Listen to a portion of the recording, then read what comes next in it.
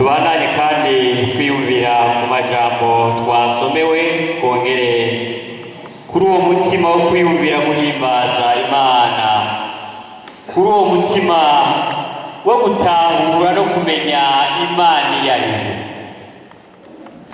Twasomewe amajambo yo mu gitabo ca Yona igihimba ca gatatu, turasoma imirongo 5 ya mbere turasoma n'umurongo uheza igice ca gatatu w'icumi. Kandi twasomwe mu butumwa bwiza uko bwanditswe na Mariko Mweranda igihimba ca mbere turahera ku murongo wa 14 turageza ku murongo wa 20. Duhejeje kuri iyi ndirimbo twibaza ikibazo tuti none wogejwe na Yesu, watunganijwe n'amaraso, hari aho Yesu yakogeje n'amaraso yiwe, mbega imyambaro yawe irera? Nicyo nagomba twese twibaze, twese twongere gushaza kwacu dushazishe ukwera mu mitima yacu. Haleluya. Mwituye Imana yakoze yabatoranije muri hano mu ngoro y'Imana, murashajije, iyo myambaro ni myiza. Ariko ikindi gikurikira duherutse twibaza twese, mbega imyambaro yacu irera? Ayo mabara ntacyo atwaye muri ubwo butandukane, mbere ni vyiza, ariko ni imyambaro yo mu buryo bw'impwemu, ni imyambaro y'ibikorwa vyiza vy'Imana, ni imyambaro Imana igomba ko twambara muri vya bikorwa dukora iminsi yose. Imana ishimwe. Nagomba tubandanye twiyumvira gutya, umuntu wese ariho kubw'impamvu. Umuntu wese Imana yaremye akavuka, akabaho, agakura, akankana uko umuntu wese angana, akajejwe bimwe byose mujejwe, akabaho kumwe mubaho, akagenda kumwe mugenda. Hariho impamvu ariho, hari icyo Imana igomba ko akora, hari icyo Imana yamutumye, hari icyo Imana yamushyiriyeho, hari icyo Imana ikurondera ko nshuti yanje. Yesu ashimwe. Tukiyumvira kuri iryo banga rihambaye ko hari icyo Imana yagushyiriyeho, ko hari icyo Imana igomba gukora, ariko kandi niyo umuntu asanzwe mugabo ashobora kugutuma, agutumye mu bikorwa kanaka, ugenda unezerewe, ujyana ubushobozi bwose, ugenda ugiye gukora icyo watumwe. Ugira nk'ubu wowe igihugu cyo gutuma muri Tanzania, kandi namwe mwaragiyeyo, benshi mwaragiye muherutseyo, woje kuvuga ngo intara ya bugufi murabona ngo ikinzanye ngo niye ngo yahora mu Burundi kera. Oya, atari cyo yagutumye, atari cyo bagutumye. Ugira ubuserukira Uburundi haje Kigoma ariyo konsula, ugira azoza aravuga ngo ngaha hahora i Burundi. Oya, sibyo bamutumye, ariko akora neza igikorwa yatumye. Ntaje kuzana biriya na biriya, agenda afise intumbero. Imana ishimwe. Niko natwe bikwiye kugenda. Kara karorero, bagutumye ugenda neza, utumbereye intego, utumbereye icyo utumwe. Shengero ry'Imana, hari icyo Imana yadutumye, hari icyo Imana yadushiriyeho, hari icyo Imana yagutumye muri paruwasi ya Nyakabiga, hari icyo Imana yagutumye mu isi, hari icyo Imana yagutumye mu kibana huba, hari icyo Imana yagutumye mu bantu, hari icyo Imana yagutumye mu kazi ukora, hari icyo Imana yagutumye mu muryango ubamwo, hari icyo Imana yagutumye, hari icyo Imana yagutumye mu runganwe rwawe. N'igihe cyawe cyo gukora neza icyo Imana ikugombako.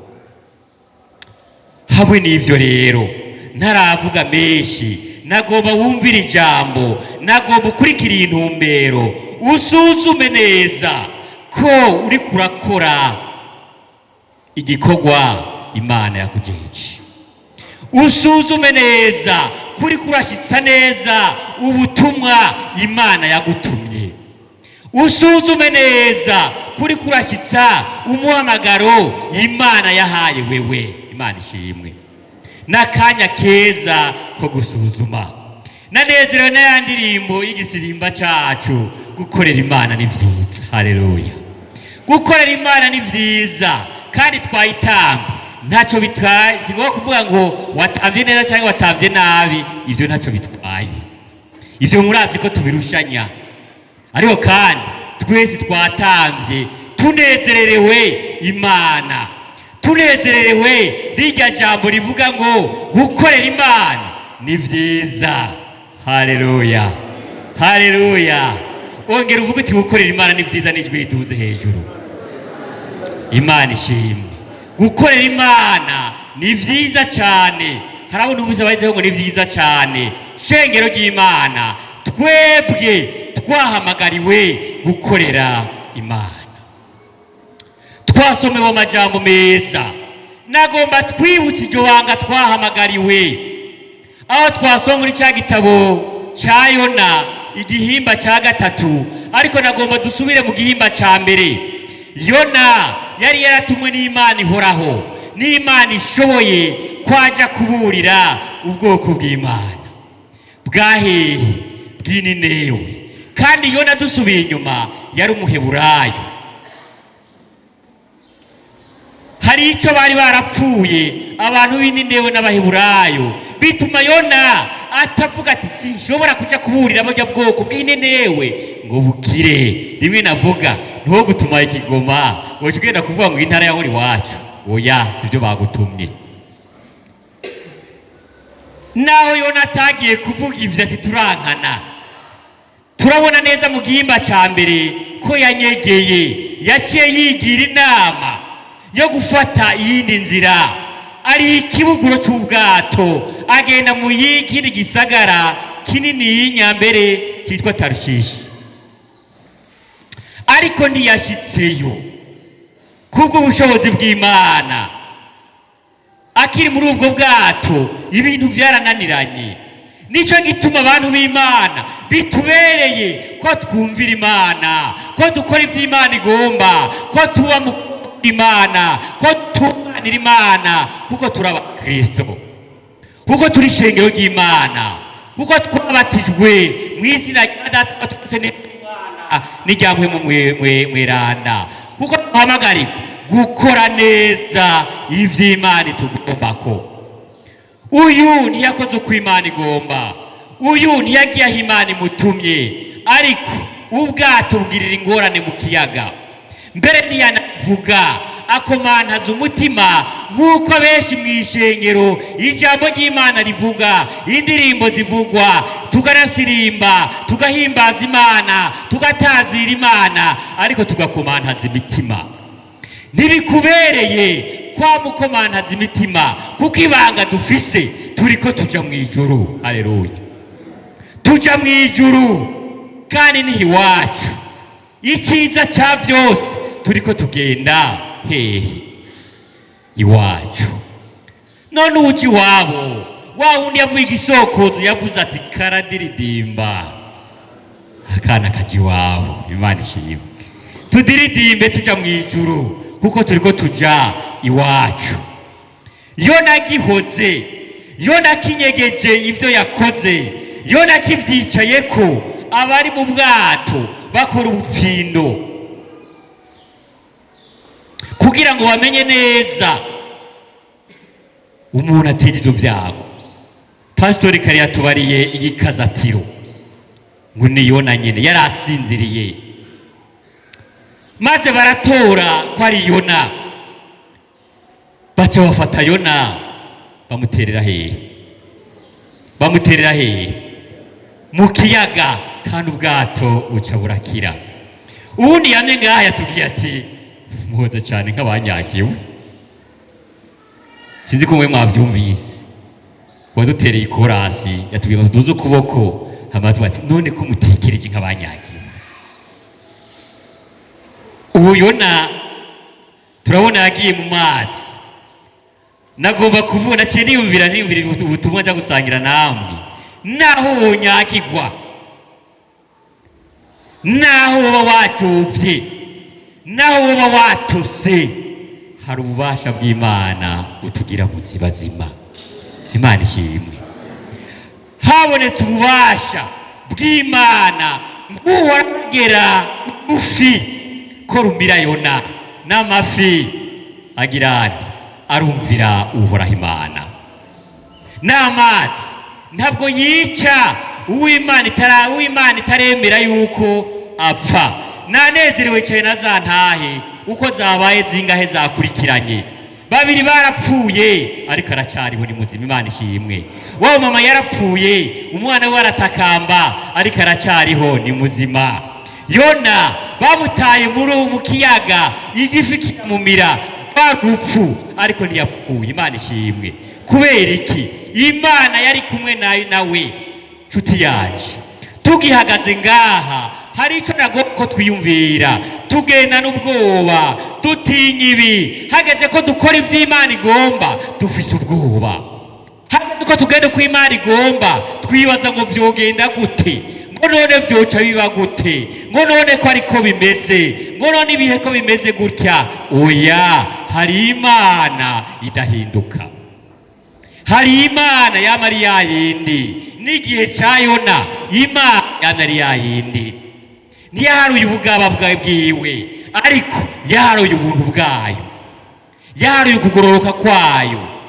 Uko Yona ngo yaratakambye Imana ari mu nda y'urufi, kandi twasomewe ko yamaze y'amajoro 3 n'iminsi 3, kandi iyo minsi byari bihagije ko birangira, ariko ntibyarangiriye ngaha. Imana ishimwe. Haracyari igihe cyiza ko dukora neza iby'Imana igomba. Nicyo gituma rya jambo rivuga riti suzuma kuri kurakora neza igikorwa Imana yakugetse. Nabivuze, Yona asengera mu nda y'urufi, Imana iramwumva. Imana yongera itegeka rwa rufi ruragenda rumusuka ku musenyi w'ikiyaga. Imana ishimwe cyane. Mbega murumva ubwo bubasha? Twebwe ubwacu Imana iravuga, Imana irakora, ikivuga ntitwumva, igikora ntitubona. Baririmbye bati nta kindi cyotuzana mu ngoro y'Imana atari ugushima Imana. Abashintaye baravuga ati nta rindi jambo nozana, nta yandi majambo nshobora kuvuga atari ugushima Imana. Ariko tubyibukanye muri iri suzuma turiko turiyumvira ko hari igihe Imana ikora ntubone ivyo, mbere tukabona vya bindi biturusha gose, ariko inyuma y'ivyo hari ivy'Imana yakoze. Haleluya. Hari n'ivyo igikora, hari n'ivyo izokora. Ivyo nivyo vyizigiro dufise. Hari ivy'Imana yakoze, vyibuke. Hari ivyo iriko irakora, ntisinzira. Hari ivyo izokora, dufise vyizigiro muri Imana ishimwe. Imana ishishikara gukora, ibwira rwa rufi iti nyawuna harageze, igihe kigeze kizoba kigeze, igihe cyo gutabaho kigeze kirageze. Ntwiganyire, ntugenda n'ubwoba, ntutinye gushinga intahe, naho ibihe vyogora, naho ibihe vyohinduka, naho umutima wokunanira, naho woremerwa, naho wokumva vyase. Pfukama, bwira Imana, inginga Imana, yibwire ngo naho ibyaha vyanyu vyotukura tukutuku aravyeza derere nka sheregi. Imana ishimwe cyane. Nibwo bubasha dufise, niko kubohoka dufise, nibyo vyizigiro dufise.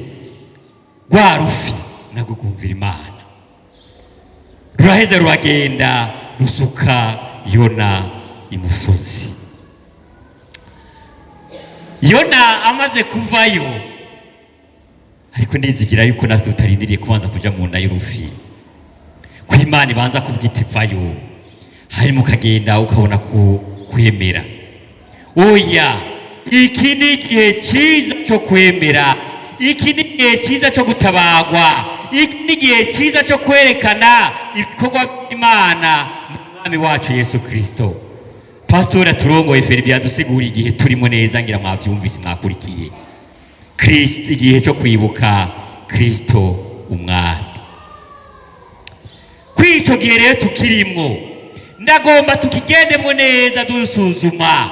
Niza duhimbaze Noheli, niza turangiza umwaka w'ishengero tukiri babandi babisi, tukiri babandi baremerewe na vya bindi, canke turi babandi bifuza kurya ibitetse neza, kunywa vyiza, kwambara neza, kuza gusenga. Tukaba twahura na babandi mbere baza gusenga rimwe mu mwaka canke kabiri, ariko nabarya bashingira intahe umwaka ukurikira baze basenge gatatu, baze basenge 50 na kangahe, baze basenge imisi yose. Uko ijambo ry'Imana ritwingingira gusenga ubudasiba imisi yose. Yesu ashimwe. Mwame musenga ubudasiba. Yona amaze gushika imusozi, araheza aremera, aragenda kuburira igisagara c'Ininewe. Agitangura kuvuga, abo bantu narabakunze, abo bantu b'Ininewe narabakunze cyane, ngo abato, abahambaye, abakuru, mbere n'ibitungwa byabo byose byubaha Imana. Imana ishimwe cyane. Muri gusuzuma rero, nagomba twese, abato, abakuze, abahambaye, umwe wese mu cyubahiro ciwe amenye ko Imana ishyizwe hejuru. Baca bambara amagunira ngo bizera Imana ihoraho. Imana ishimwe. Kandi usomye Bibiliya, Yona ntiyababwiye ati muzobona yo nabonye, muzoja mu nda y'urufi, muzogogwa, murinde gutakamba. Oya, yababwiye ati hasigaye iminsi 40 Ninewe agakomvomvogwa, niko horagitse. Iryo jambo muraryumva? Hariho igihe muri wewe woca uvuga uti uraza yo nabonye, niko dukunze kuvuga. Uraza yo nabonye uzibonerako. Si ibyo yavuze, yavuze ijambo ry'Imana. Haleluya, haleluya. Pawulo abwira Timoteyo atariko weho wamuvuga ubutumwa bwiza, uvuge ijambo ry'Imana, wirinde imigani y'abakecuru. Muyandi majambo yamubwira ati ntupfe ivyo uvuze.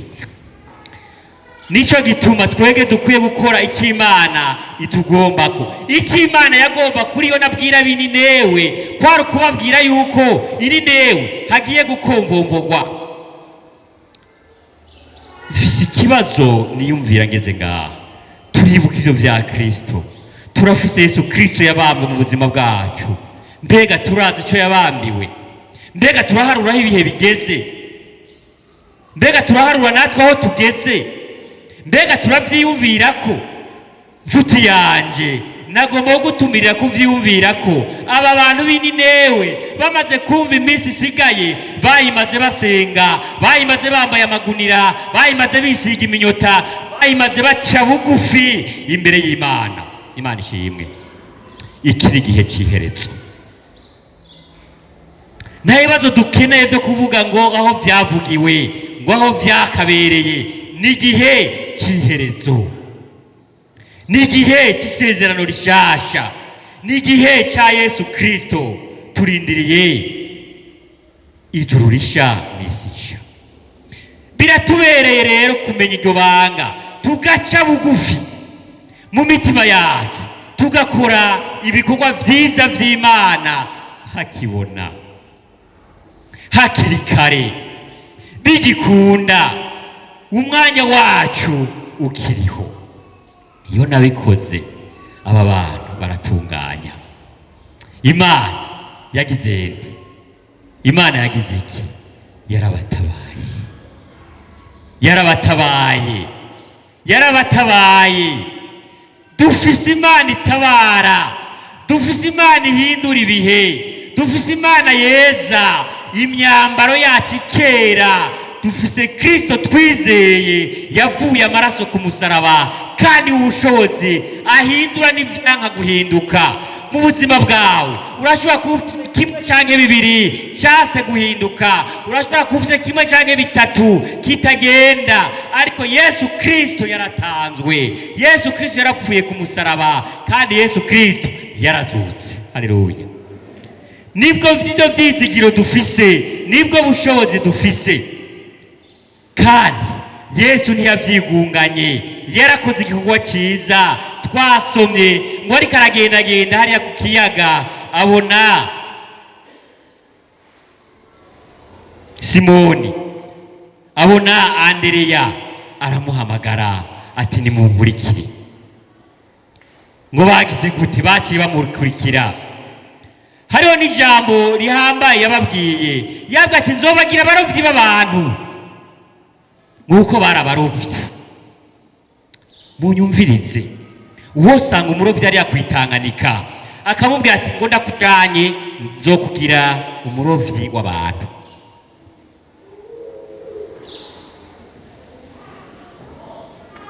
Nari mvuze gatonya ngo mwiyumve, ntimuge ngo nibagiye ibyo mvuga. Wewe uri umurovyi, hanyuma Pastori Felibi akaza ati ngo ndakujane, nzokugira umurovyi w'abantu. Aho umupastori womwizera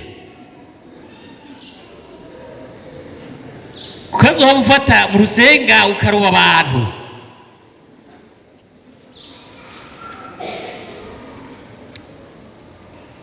Avukanye tugeze kuvuga ngo twisuzume ibikorwa byacu kuri zo dushikana mu ijuru. Ndakekeranya niyo tuvuze ko turiko turaja mu ijuru, mutangura kuremera, mukabona ko atama baba mufise, mutangura kuja muri reka batubwire n'ivyo nyene tuzoja mu ijuru. Nituremera ni vya bindi nyene Yona yari yikoreye, ni gwagwango yari yikoreye ati sinobabwira bajya ngo bakire. Ni ivyaha mu ijambo rimwe. Ariko amaze kuja ahantu ho gutunganywa, amaze kuja ahantu ho kubohoka, amaze kuja ahantu ho guhingurwa, amaze kwisuzuma, yaravyururutseko. Araheza yumva araremurutswe, araheza yumva yosimbasimba, araheza yumva yorivuga ati hasigaye iminsi 40 gusa nimwihane. Imana ishimwe, Imana ishimwe. Hari igihe bigera kuvuga ubutumwa bwiza, hari igihe bigera kuvuga nk'uko ubutumwa bwiza buvuga canke bugomba canke bugutegeka, ukaremerwa ukumva birase. Mbere n'ivyo umuhamagaro baguhamagaye, ijambo ry'Imana guhamagara ukumva bisa n'ivyo kuja kuroba abantu. Ariko abanashima Imana baremeye, batazi ukuntu bazobaroba. Yarabigishije Mwami Yesu, batazi urusenga kuroba abantu uko rusa. Bidusaba iki nshuti yanje? Bigusaba kwizera, bigusaba kwemera, bigusaba guha icubahiro Imana, bigusaba kumenya ko Imana ari izomenya uko bigenda. Nehemiya ati Imana yo mwijuru izotuma byose bishoboka. Haleluya! Bidusaba iki? Ntutahane imitwaro yawe, ntutahane ivyaha vyawe, ntutahane intege zawe. Bigusaba kwizera umwami wacu Yesu Kristo. Haleluya! Nta kindi, wizera umwami wacu Yesu Kristo. Aba bagabo baroba Simoni na Andereya, Yesu abahamagaye kugira ngo bamukurikire bagende bitwa abarovyi b'abantu. Vyabasaba kwizera, vyabasaba kwizera umwami wacu Yesu Kristo, maze baramukurikira. Imana ihabwa icubahiro. Abo bantu, abo barovyi babiri baciye bareka isenga zabo, baciye babireka baremera iyo ngendo nshasha. Kandi Simoni murazi ko yigeze kubaza ikindi gihe ati none we ko twahivye vyose hagera ikavugana za nsenga, we uzoduha iki? None ndiko ndavuga ivyo yabishuye umwami Yesu. Yagumye afise ibibazo. Nagomba mvuge nimba wageze uno munsi ugifise ikibazo, ntacyo bitwaye. Umwami wacu Yesu Kristo ko waje kuri ngaha yo kugira ngo avyishure. Imana ishimwe. Ntubitahane, bimuhe avyishure. Simoni murabona yaremeye ko azoroba abantu. Haragera ikindi gihe ni Petero arabati, wewe ko twagukurikiye uzoduha iki?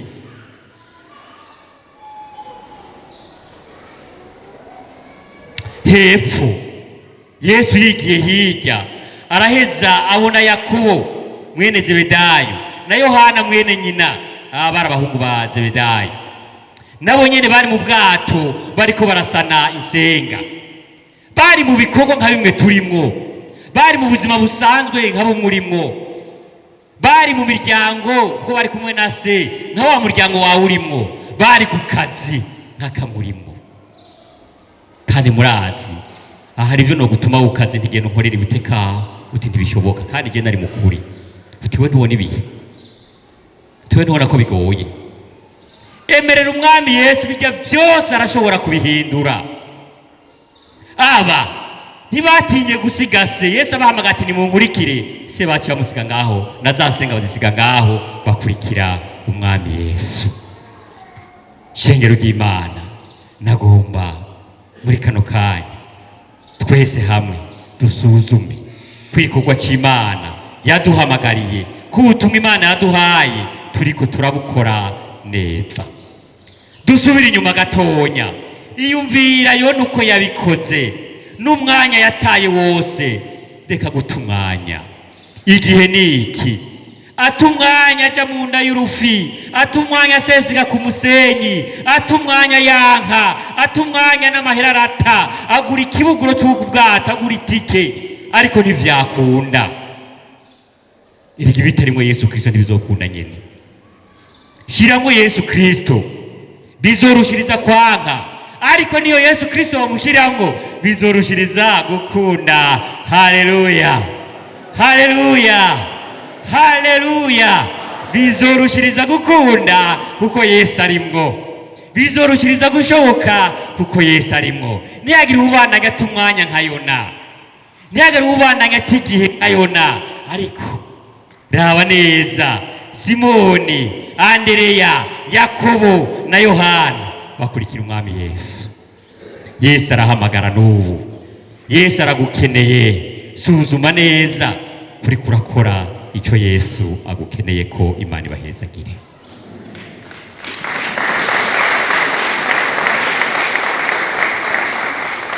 Ko turi mu ngoro y'Imana, murakoze cyane. Imana ibahezagire, icyubahiro ni cy'Imana.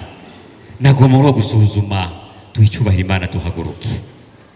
Ariko mu guhaguruka ntihagire ubuta umwanya nka Yona. Yitaba Yesu butene nka Simoni, nka Yakobo, nka Andereya, nka Yohana, maze tugere ubwo cy'Imana. Ni twebwe Imana ikeneye gukoresha. Uhaguruka wiyumvira icyo ubwira Imana, kandi nta binanirana. No mu nda y'urufi Imana yarabona Yona, maze irahiza imukurayo. Nari yuri Imana ishobora kugukurayo. Haguruka ubwira Imana. Imana ibahezagire.